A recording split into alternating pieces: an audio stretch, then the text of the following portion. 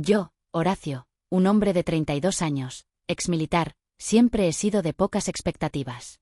Después de años en el ejército, aprendí a no esperar mucho. Pero aún así, pensaba que quizás habría una luz encendida, una voz en la puerta, un susurro de mi madre, un gesto de mi padre. En cambio, recibí un mensaje de texto: no te molestes en venir esta Navidad. Decidimos que es mejor que te quedes lejos este año. Eso fue todo. Sin saludo, sin puntuación, sin explicación. Solo palabras que se sintieron como una puerta cerrada en una casa con la que solía soñar con regresar. Esa noche, estaba solo en un apartamento de una habitación a 2 estados de distancia, bajo luces navideñas parpadeantes que yo mismo había colgado. Tenía una copa de vino tinto en la mano, un billete de avión en mi correo electrónico, y un corazón que no estaba seguro de si latía. No hubo un mensaje de seguimiento. No hubo un lo siento, no hubo un te queremos, papá. Respondí con una sola palabra: vale. No el tipo de vale que espera que alguien pregunte de nuevo. No el tipo que suplica entre líneas. No, era el vale definitivo. El tipo que envías cuando te das cuenta de que nunca fuiste invitado a la mesa. Solo te permitieron sentarte en silencio a su lado. Cerré el portátil, borré la confirmación del vuelo, levanté mi copa hacia la habitación vacía, a mi familia. 5 días después, volví a encender el móvil. 10 llamadas perdidas. Una de mi hermano Íñigo, 4 de mi madre Gloria, y una de un nombre que no veía en años: Haroldo Fuentes, abogado. Ahí fue cuando supe que no entendían lo que vale significaba. Todavía estaban jugando al viejo juego, pero esta vez no era el mismo hijo que se fue. Y estaban a punto de aprender lo que sucede cuando el callado deja de pedir que le dejen volver a casa. Tenía 18 años cuando me alisté. No porque soñara con la gloria. No porque fuera valiente. Me uní al ejército porque necesitaba una razón para existir. Porque en casa no me sentía como en casa. No con la forma en que mi padre, Maximiliano, me miraba como si fuera un error de cálculo que tuviera que cargar por el resto de su vida. En mi graduación, no me abrazó, ni siquiera me dio la mano. Me dijo: intenta no avergonzarte ahí fuera. Esa era su versión del amor, crítica, afilada como un cuchillo de caza, siempre apuntando justo antes del corazón. Mi madre, Gloria, estaba a su lado con las manos entrelazadas con fuerza, susurrando a nadie en particular: no lo provoques. Deja que sea un buen día. Solía ser más suave, pero años de estar casada con Maximiliano convirtieron su voz en una costumbre de esconderse. Caminó sobre cáscaras de huevo durante tanto tiempo que olvidó cómo mantenerse firme sobre sus pies. Y luego estaba Íñigo, mi hermano pequeño. La sombra de papá. Aprendió pronto que el silencio mantenía la paz y que ponerse de su lado significaba menos portazos. Así que me fui, pero no me desconecté. Incluso desde el otro lado de los océanos y las tormentas de arena, llamaba en los cumpleaños, enviaba flores en su aniversario. Cuando mamá mencionaba que el techo tenía goteras, enviaba un cheque. Cuando el coche de Íñigo se averió, le transfería dinero sin preguntar por qué. Nunca preguntaron cómo me las arreglaba. Nunca preguntaron lo que me costaba física y mentalmente. Simplemente lo cobraban. A veces respondían con un emoji de pulgar hacia arriba, a veces nada en absoluto. Aún así, cada Navidad tenía esperanzas. No de regalos, ni siquiera de agradecimiento. Solo quería entrar y sentir que alguien se había dado cuenta de que había vuelto con vida. No necesitaba desfiles. No necesitaba medallas. Solo quería sentarme a la mesa y no sentirme como una silla vacía. Pero año tras año, siempre era lo mismo. Papá me pedía que quitara la nieve del camino antes de que me quitara las botas. Mamá fingía no ver la tensión. Íñigo levantaba la vista de su móvil, tal vez asentía. Esa era mi casa, un lugar donde me toleraban, pero nunca me daban la bienvenida. Y aún así, seguía esperando. Eso es lo que más me rompió. No el rechazo, sino que incluso después de todo, seguía esperando. De todos modos, este año se suponía que sería diferente. Mi último año en el uniforme. Mis papeles estaban firmados. Mi pensión modesta, pero suficiente. Mi espalda todavía dolía, pero ya no sangraba.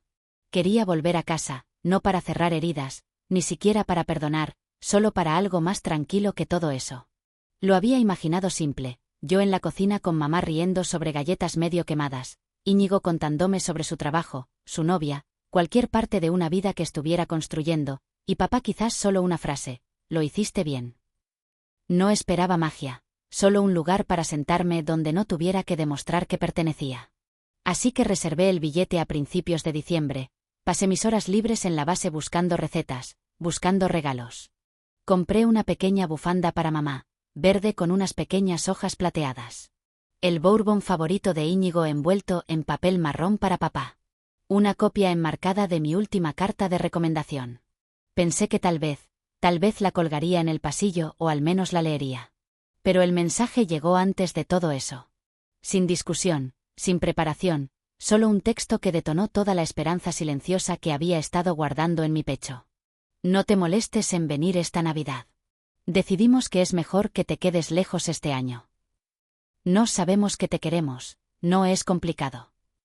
Solo eso, clínico, final. Y no era solo papá. Mamá no hizo ningún seguimiento. Íñigo no se preocupó. 3 personas que compartían mi sangre. Y ninguno de ellos me tendió la mano. Me senté en mi cocina con las luces parpadeantes que yo mismo había colgado, los regalos todavía en sus cajas, y me di cuenta de algo que no me había permitido decir en voz alta antes: no estaba invitado. No solo este año, tal vez nunca. Escribí una respuesta, hice una pausa, borré todo, volví a escribir. Vale, eso fue todo. Sin amargura, sin cebo, solo una confirmación silenciosa de que finalmente había dejado de pedir un asiento en una mesa que ya había sido despejada. Luego cerré mi portátil, cancelé el vuelo, me serví una copa de vino y la levanté en silencio, por mi familia. No planeé venganza. Ni siquiera planeé una respuesta. Solo necesitaba dejar de pensar. Así que hice lo que hacen los soldados en los momentos tranquilos: organicé. Me puse a buscar en mi antiguo archivo de correo electrónico del ejército. El tipo de bandeja de entrada que nadie borra realmente. Memorándums, formularios escaneados, órdenes de despliegue, archivos adjuntos olvidados. Ahí fue cuando lo vi. Una copia digital de un acuerdo de codeudor de hipoteca de hace 5 años, marcada como ejecutada, firmada por mi padre, firmada por mí, sellada, testificada, legal. Al principio, no le di mucha importancia. Papá me había pedido que firmara algo cuando estaba en casa de permiso. Dijo que era solo una tecnicidad. El banco necesitaba un solicitante más solvente. Su crédito no era ideal. Lo hizo sonar pequeño, como ayudar a un amigo a arrancar su coche. Y en aquel entonces, todavía estaba en mis 20, todavía desesperado por algo de él. Así que firmé, nunca pregunté qué significaba, nunca hice un seguimiento. Ni siquiera guardé la copia física. Pero ahí estaba, metida en esa bandeja de entrada como un susurro del pasado. Esta vez la leí lentamente, línea por línea, cláusula por cláusula. Y en lenguaje legal sencillo, una frase se extendió y me sacudió. En caso de incumplimiento por parte del prestatario principal o transferencia voluntaria, el codeudor asume el control de la propiedad hasta el vencimiento total del préstamo. Control, no parcial, no simbólico. Control. Me recosté en mi silla y miré fijamente la pantalla. Mientras mi padre estaba ocupado excluyéndome, había olvidado algo. Sobre el papel, yo no era solo su hijo. Era su copropietario. No, era el propietario mayoritario. Una vez me necesitó para salvar las apariencias con el banco. Y yo aparecí en uniforme, sin preguntas. Pero ahora estaba a punto de descubrir lo que sucede cuando el hijo al que usas empieza a leer la letra pequeña. No los llamé. No los advertí. Ni siquiera se lo conté a un amigo. Simplemente abrí un cuaderno y empecé a escribir. No una carta llena de ira o dolor. No confesiones, ni culpa, solo los hechos. Calma, precisa, formal, efectiva inmediatamente. Ejerceré mi control como codeudor y propietario parcial legal de la propiedad ubicada en la calle Olmo, número 12. Todos los derechos y responsabilidades legales se llevarán a cabo a través de un abogado. Serán contactados en breve. Eso fue todo. Sin amenazas, sin drama, solo la verdad que habían olvidado. Imprimí la carta, la firmé con mi nombre completo y mi rango militar, y la envié por correo certificado, a la vieja usanza, intencional. Que la abrieran juntos. Que la leyeran alrededor de la misma mesa de la cocina, donde una vez me entregaron tarjetas de regalo de marca blanca y me dijeron que no hablara de historias de guerra porque incomodaba a papá. No me quedé a ver las consecuencias. Reservé una cabaña en las montañas de Cazorla. Tranquila, con paneles de madera, lejos de cualquier pueblo lo suficientemente grande como para hacer ruido. La Navidad llegó temprano ese año. Nieve en el techo, un fuego en la chimenea, sin árbol, sin adornos, pero con paz. El tipo que te ganas, no el que compras. Apagué mi móvil y lo dejé así durante 5 días completos. Sin zumbidos, sin gritos, solo el silbido del viento contra las ventanas de la cabaña y el suave crujido del tiempo que se ralentizaba. Cuando finalmente lo volví a encender, 10 llamadas perdidas esperaban. Una de Íñigo, 4 de mi madre, 3 desconocidas, una de un número que me heló la nuca. Haroldo Fuentes, abogado. Era casi divertido. Hace 5 años, me necesitaban para firmar. Ahora, de repente, necesitaban que lo olvidara. Pero aquí está la cosa. Había pasado años dejando pasar las cosas, dejando que se fueran, dejándolos hablar por encima de mí, olvidarme, echarme sin tener que levantar un dedo. Esta vez no. Esta vez, el papel tenía mi nombre y iban a tener que decirlo en voz alta. Las llamadas seguían llegando. No contesté a ninguna. No porque quisiera castigar a nadie, sino porque no me quedaba nada que explicar. Al 6.º día, finalmente contesté. Era Íñigo. Su voz llegó en un pánico, como si estuviera a mitad de una carrera. Como si tal vez esta vez se diera cuenta de que no estaba bromeando. Horacio, ¿qué demonios es esto?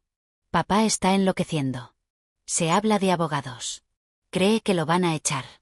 ¿Qué estás haciendo? Revolví el café en mi taza y dejé que la pregunta flotara en el aire antes de responder. Estoy ejerciendo mis derechos, dije con calma, de la misma manera que papá ejecutó su decisión de decirme que no volviera a casa.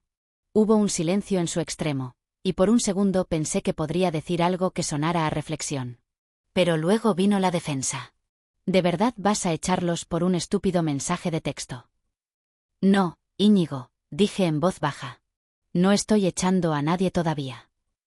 Ese todavía hizo todo el trabajo por mí. No necesitaba gritar. Solo necesitaba que se sentaran con esa posibilidad. Tartamudeó algo que no entendí y luego dijo: «¿Ya sabes cómo es papá?» «Sí, Íñigo», respondí. «Sé exactamente cómo es. Y por eso estoy haciendo esto. Porque la gente como mi padre confía en el silencio. Cuentan con tu lealtad, tu culpa, tu necesidad. Te enseñan desde pequeño que pedir amor es debilidad y luego te castigan por seguir necesitándolo». Pero ya no necesitaba migajas. Tenía un contrato. Y por primera vez en mi vida, tenía poder. La siguiente llamada fue de su abogado, Haroldo Fuentes. Intentó sonar sereno, pero la tensión se filtró. «Señor Horacio, creo que puede haber habido algún malentendido. La carta que envió ha causado una considerable preocupación».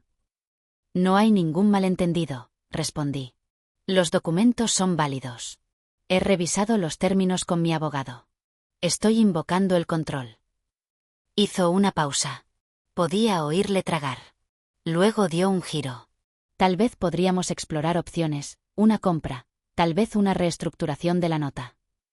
Ahí fue cuando entendí que no solo estaban nerviosos. Estaban asustados porque, por primera vez, Maximiliano no tenía el control. Y el que había echado de la casa ahora tenía las llaves. Después de la llamada con Haroldo Fuentes, no me sentí triunfante. Ni siquiera me sentí enfadado. Lo que sentí fue algo más cercano a la claridad, como si acabara de limpiar la niebla de un espejo y finalmente viera la forma completa de lo que me habían hecho, no en un momento, sino durante años.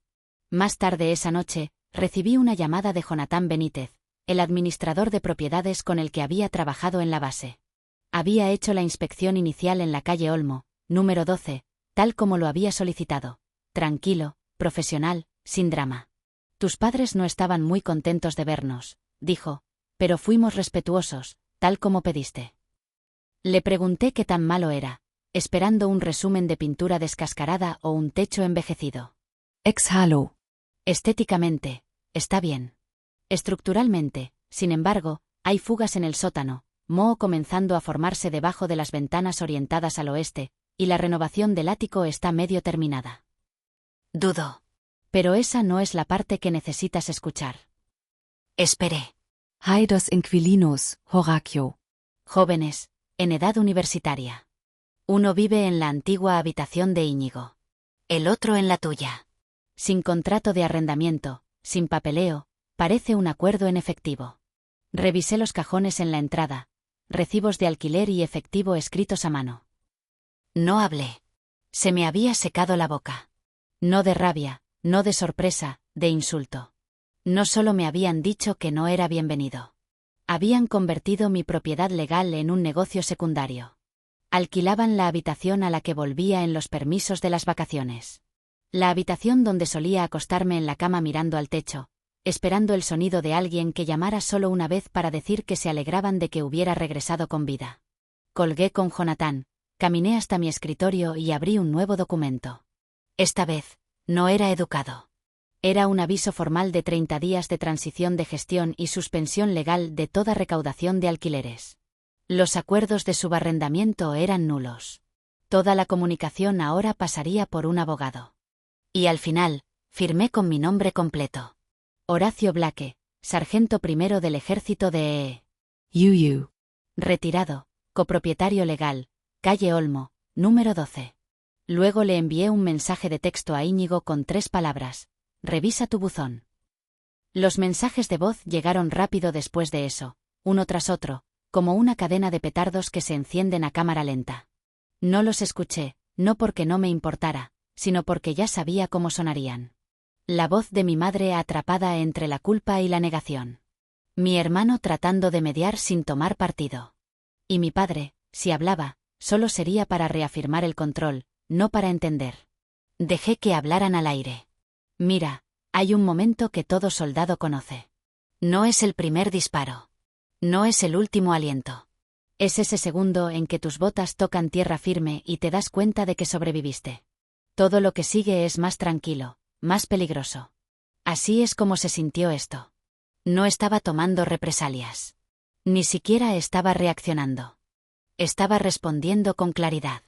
Así que finalicé el documento y lo envié a Haroldo Fuentes. Efectivo a partir del 2 de enero, todos los derechos legales de la propiedad en la calle Olmo, número 12, se transferirán a mí como propietario administrador. Aviso de 30 días. Pendiente de inspección.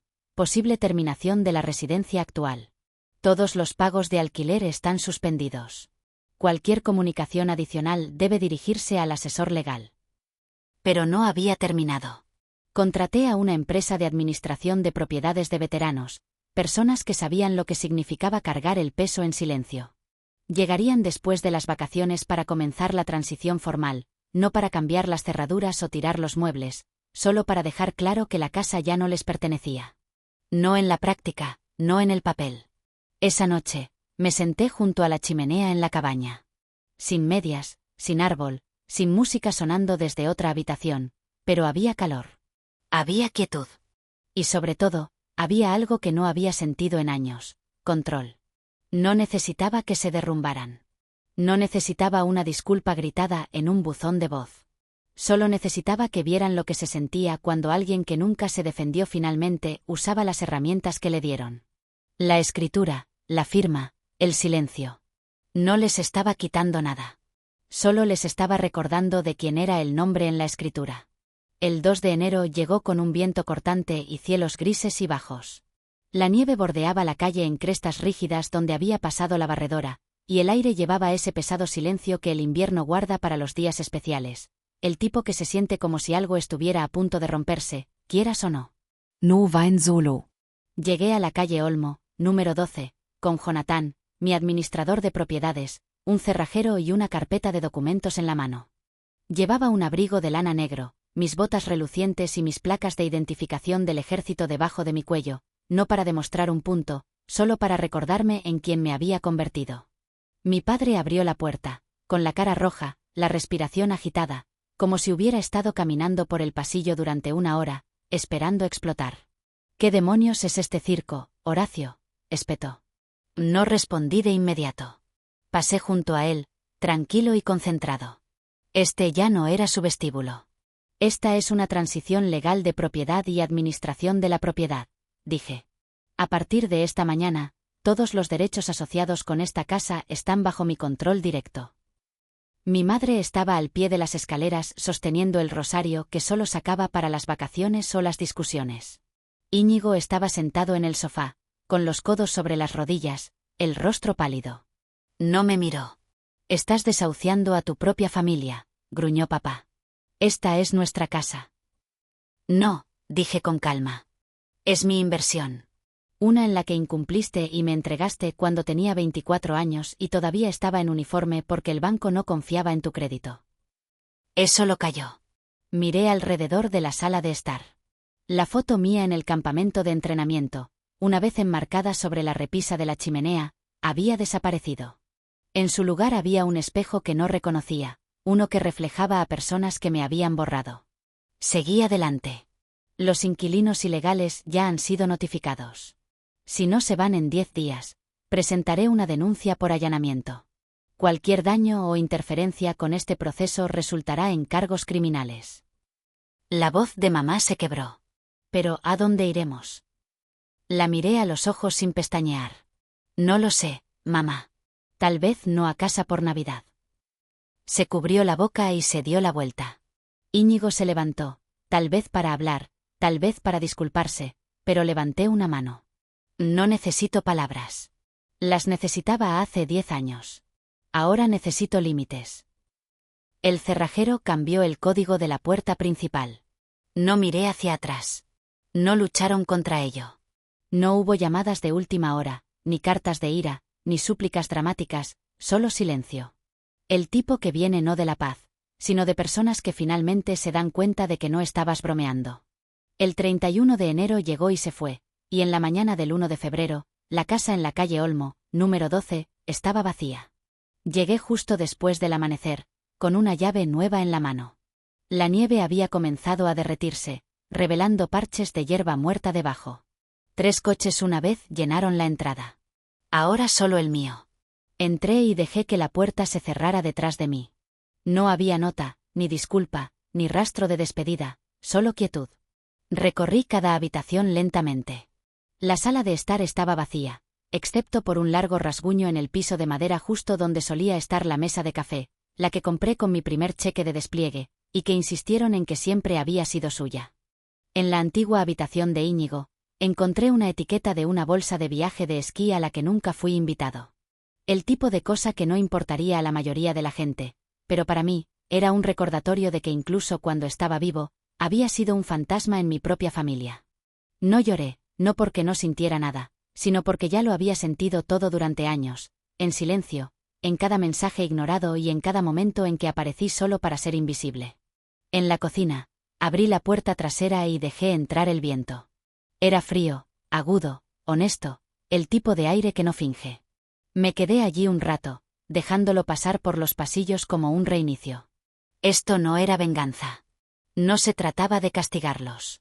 Se trataba de restaurar algo que ni siquiera sabía que había perdido: mi dignidad, mi nombre, mi lugar. Yo no era el hijo al que podían ignorar más. Yo era el hombre que los había sobrevivido, y ahora estaba en casa. No porque me dieran la bienvenida, sino porque ya no necesitaba su permiso para pertenecer. No me mudé a la casa. Podría haberlo hecho legal, emocional e incluso simbólicamente, pero no quería vivir en un lugar donde una vez me habían borrado. No quería comer en una mesa donde nadie me había esperado para sentarme. En cambio, elegí algo más. Convertí la casa en viviendas de transición para mujeres veteranas, mujeres como yo que regresaban del servicio solo para descubrir que no había una puerta abierta, ni un sofá para dormir. Nadie que entendiera lo difícil que es volver al silencio después del caos. La llamamos la Casa Monroe, no por legado, sino por reivindicación. Un nombre que había enterrado hace años detrás del rango militar y la vergüenza familiar. Ahora significaba algo diferente. Ahora significaba supervivencia. Jonathan ayudó con las renovaciones. No cambiamos los huesos del lugar, solo la sensación. Pintamos las paredes más cálidas, arreglamos la fuga del sótano, quitamos el moho, derribamos lo que había que derribar. En la antigua sala de estar, añadimos una estantería llena de libros de bolsillo de mujeres que escribieron sobre la guerra, sobre el silencio, sobre elegirse a una misma cuando nadie más lo hará. Un periódico local publicó la historia unos meses después. Veterano reclama familia, hogar para albergar a otras como ella. El titular se sintió limpio, fácil, como si el dolor tuviera una resolución clara. Los reporteros llamaron. Uno preguntó si tenía algo que decir a las personas que me habían dejado atrás. Dije que no, porque ya no se trataba de ellos. Nunca se trató realmente de venganza. Se trataba de curar en un lugar que una vez dolió, de demostrarme a mí mismo más que a nadie que no necesitaba el permiso de una familia para ocupar espacio. Ahora, cada Navidad, enciendo una sola vela en el porche delantero. Sin árbol, sin corona, solo una llama en la oscuridad. No es para ellos. Ni siquiera es para mí ahora. Es para el niño que una vez estuvo parado en esa entrada con una bolsa en la mano, botas todavía polvorientas de algún lugar lejano, esperando que alguien dijera: «Nos alegramos de que estés en casa». Nadie lo dijo entonces. Así que ahora enciendo la vela para él y me aseguro de que ninguna mujer como él vuelva a pararse fuera de esa puerta.